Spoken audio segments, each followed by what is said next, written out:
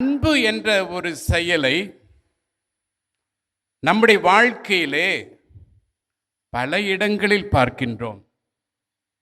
கணவன் மனைவிக்கு இடையே, பெற்றோர்கள் பிள்ளைகளுக்கு இடையே, ஆசிரியர்கள் மாணவர்களுக்கு இடையே, நண்பர்களுக்கு இடையே, காதலன் காதலிக்கு இடையே அன்பை பார்க்கின்றோம்.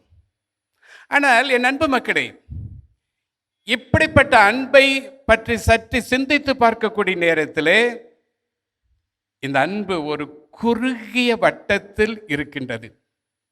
ஒரு குறிப்பிட்ட நபர்களுக்கு மத்தியிலே இருக்கின்றது.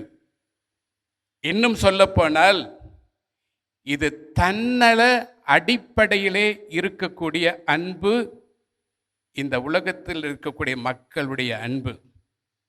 ஆனால் இயேசுவின் அன்பு இதிலிருந்து மாறுபட்ட வேறுபட்ட ஒரு அன்பாக இருக்கின்றது. இயேசுவினுடைய அன்பை நாம் புரிந்து கொள்ள வேண்டும் என்றால் நற்செய்தியை புரட்டி பாருங்கள். இயேசு போதித்த போதனைகளை பார்க்க கேட்கின்ற பொழுது, அவருடைய புதுமைகளை பார்க்கின்ற பொழுது, அவர் மக்களை எவ்வளவு அன்பு செய்தார் என்பதை நாம் புரிந்து கொள்ளலாம், அறிந்து கொள்ளலாம்.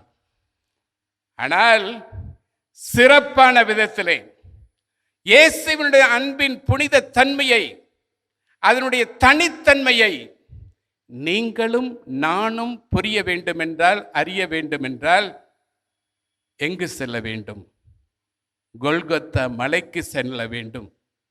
அங்கு இருக்கக்கூடிய அந்த சிலுவையை பார்க்க வேண்டும். பொதுவாக சிலுவையை பார்க்கின்ற நேரத்திலே நாம் எல்லாம் நினைத்து பார்க்கலாம், ஐயோ, ஆண்டவர் எப்படி வேதனைப்பட்டு இருக்கின்றார், அவருடைய தலையிலே முள்முடியை சூட்டி இருக்கின்றார்களே, கைகளிலும் கால்களிலும் அந்த ஆணியை அடித்திருக்கின்றார்களே, அவருடைய தசை கிழிக்கப்பட்டு ரத்தம் வழிந்தோடி கொண்டிருக்கின்றது என்று இயேசுவை பார்த்து பரிதாபப்படலாம்.